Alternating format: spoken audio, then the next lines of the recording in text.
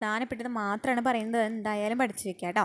അപ്പോൾ നമുക്ക് നോക്കാം. 1950 ജനുവരി 26-നാണ് ഇന്ത്യൻ ഭരണഘടന നിലവിൽ വരുന്നത്. അപ്പോൾ ഭരണഘടന എത്ര പ്രാവശ്യം ഭേദഗതി ചെയ്തിട്ടുണ്ട്? പല പ്രാവശ്യം ഭേദഗതി ചെയ്തിട്ടുണ്ട് അല്ലേ?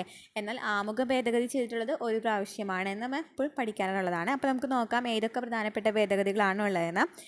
1951 ഒന്നാമത്തെ ഭേദഗതി 1951 വരുന്നത്. പട്ടികകളുടെ എണ്ണം എത്രയായി മാറി? 9 മാറി അല്ലേ? പട്ടികകളുടെ എണ്ണം 9 മാറിയത് ഏത് ഭേദഗതിയാണ്? 1951 ഒന്നാമത്തെ ഭേദഗതിയാണ് പട്ടികകളുടെ എണ്ണം 9 മാറിയത്. നെക്സ്റ്റ് വരുന്നത് എന്നാണ്? 1976 42-ാം ഭേദഗതി. ഇതെല്ലാവർക്കും അറിയാവുന്നതായിരിക്കും. 1976 42-ാം ഭേദഗതി ഇമ്പോർട്ടൻ്റ് ആണ്. മതേതരത്വം, സോഷ്യലിസം, അഖണ്ഡത എന്നിവ കൂട്ടിച്ചേർത്തത് എപ്പോഴും ചോദിക്കാറുണ്ട് കേട്ടോ. മതേതരത്വം, സോഷ്യലിസം, അഖണ്ഡത എന്നിവ കൂട്ടിച്ചേർത്തത് ഏത് ഭേദഗതി വഴിയാണ്? 1976 42-ാം ഭേദഗതി. 1978 44-ാം ഭേദഗതി സ്വത്തവകാശം മൗലികാവകാശത്തിൽ നിന്നും ഇല്ലാതായില്ലേ? പാർട്ട് 12 300 അത് എന്താക്കി മാറ്റി? നിയമാവകാശമാക്കി മാറ്റി. അപ്പോൾ 1978 44-ാം ഭേദഗതി സ്വത്തവകാശം മൗലികാവകാശങ്ങളിൽ നിന്നും ഇല്ലാതായി. ഇനി 1992 പഞ്ചായത്തി രാജ് നഗരപാലിക നിയമം ഏത് ഭേദഗതിയാണ്? 73 74-ാം ഭേദഗതിയാണ് അല്ലേ? 1992 73 74-ാം ഭേദഗതി പഞ്ചായത്തി രാജും നഗരപാലിക നിയമം.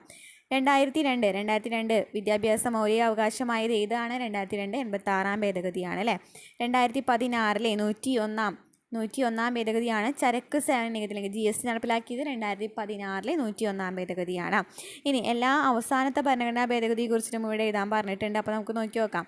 ഏറ്റവും അവസാനത്തെ ഭരണഘടനാ ഭേദഗതിയെക്കുറിച്ചിട്ട് ഇവിടെ എഴുതാൻ പറഞ്ഞിട്ടുണ്ട്. ഇപ്പോൾ ഏറ്റവും അവസാനത്തെ ഭേദഗതി ഏതാണെന്നുള്ളത് കമൻറ്റ് ചെയ്യാം കേട്ടോ. അപ്പോൾ 1951 ഒന്നാമത്തെ ഭേദഗതി എന്ന് പറയുന്നത് പട്ടികകളുടെ എണ്ണം 9 മാറി. 1976 42-ാം ഭേദഗതി മതേതരത്വം, സോഷ്യലിസം, അഖണ്ഡത എന്നിവ കൂട്ടിച്ചേർത്തു. 1978 44-ാം ഭേദഗതി സ്വത്തവകാശം മൗലികാവകാശം ഇല്ലാതായി. 1992 പഞ്ചായത്തി രാജ് നഗരപാലിക നിയമം 73 74 ഭേദഗതി.